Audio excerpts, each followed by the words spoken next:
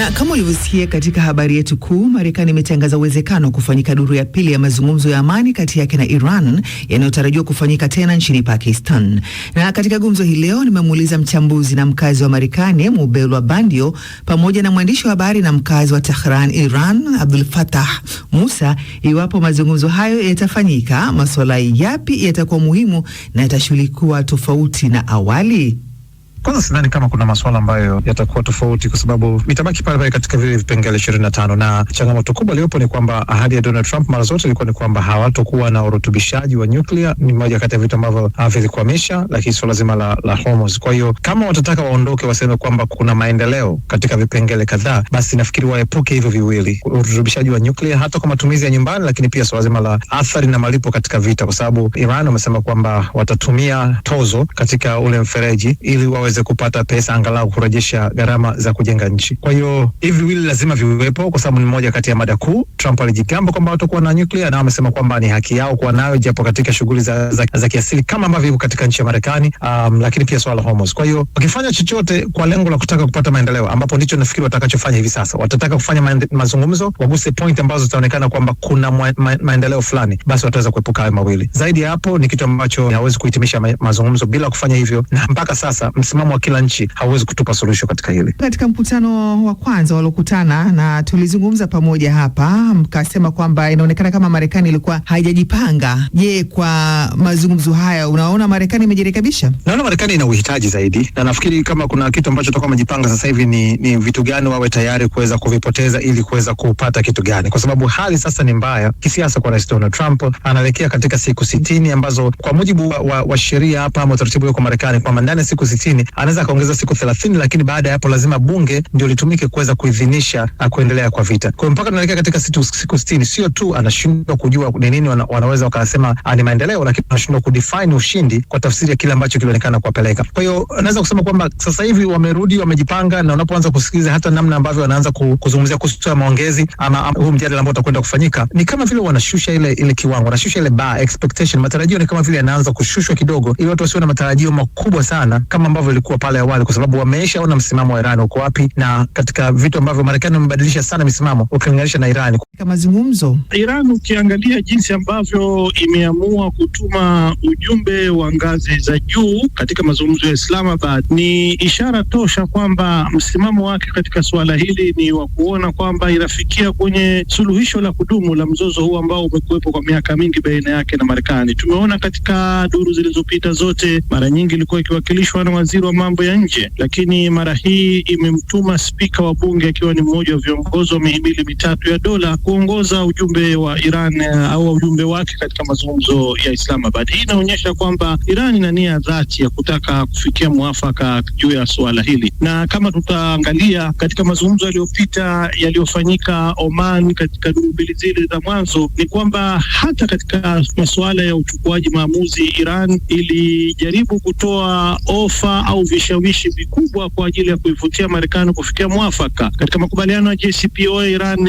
ilikataa kuruhusu makampuni ya Marekani yawe na nafasi katika masuala ya uwekezaji Iran, lakini katika mazungumzo ya Oman Iran ilitoa ofa hiyo, na hata katika ujumbe wake ambao imeutuma jijini Islamabad ilikuwa na timu ya karibu watu 70 wakiwemo wataalamu wa masuala ya kiuchumi, ya kijeshi, ya kiusalama na vile vile ya masuala ya kisheria. Kwa hivyo hii yote inaonyesha kwamba Iran ina nia ya dhati ya kutafuta suluhisho, isipokuwa tatizo linabaki kwamba inahisi lazima mazungumzo yawe ni ya kuzingatia maslahi ya pande mbili, yawe na msingi wa kuheshimiana, na isiwe ni suala la upande mmoja kuburuza na kulazimisha upande mwingine ufuate matakwa yake. Mubela, Trump ni mtu ambaye anaonekana asiyekubali kushindwa kiurahisi. Sasa unafikiri katika mazungumzo hayo yajayo na yale ambayo yanatokea sasa hivi, yale yatakayofikiwa, unadhani Trump anaweza akakubali kirahisi iwapo itaonekana kama yamenufaisha zaidi upande wa Iran? Kwanza kukubali kwamba watazungumza, mjadala utasimamia katika vipengele vya ushauri wa Iran, ili kwa jambo la kwanza. Jambo la pili, lazima tukubali kwamba Trump anajua na kila mtu anajua kwamba Marekani ipo kwenye hali ngumu zaidi ukilinganisha na Iran, hasa katika tafsiri ya nani atakuwa mshindi katika hili, na kuna swala pia kwamba nani amekuwa exposed, yani udhaifu wa nani ambao umeweza kudhihirika zaidi, kwa sababu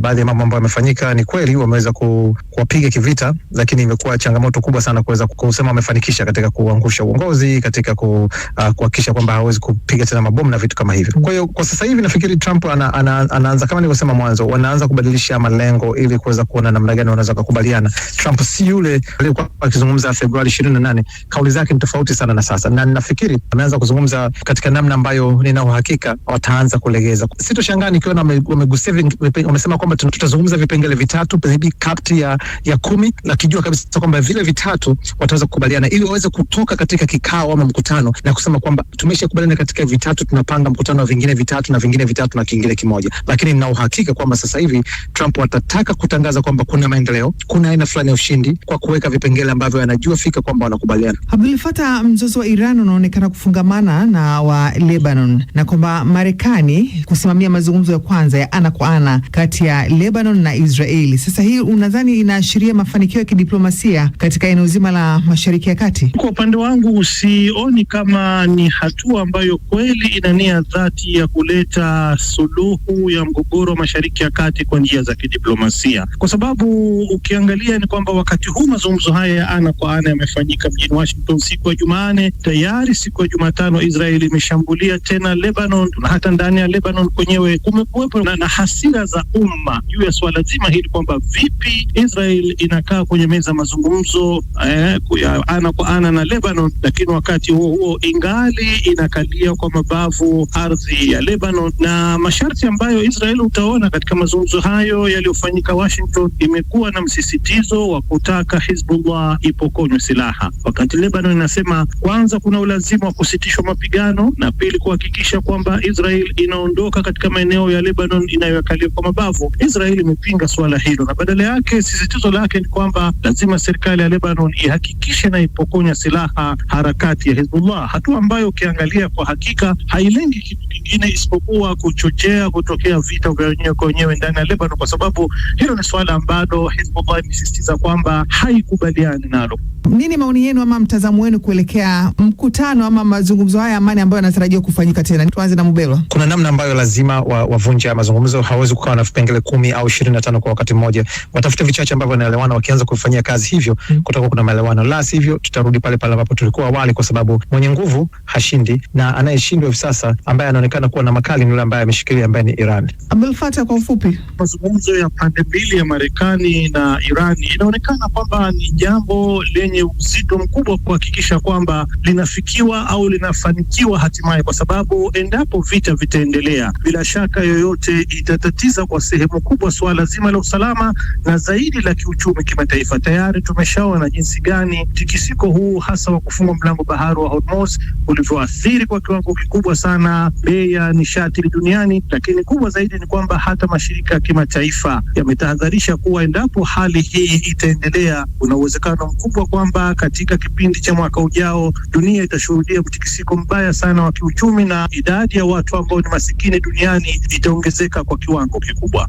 Naam, ni Abdul Fattah Musa huyo, mwandishi wa habari na mkazi wa Tehran, Iran, pamoja na mchambuzi na mkazi wa Marekani Mubelwa Bandia, wakikamilisha gumzo lililomgusa Telesfore Machumi ambaye anatusikiliza kutokea Kigali, Rwanda. Mbwana Hussein Mswaki wa Lushoto, Tanga, unasema unatupata vizuri ukiwa milima ya Usambara. Bakari Hassan, asante kwa kutusikiliza ukiwa Zanzibar pamoja na Kiba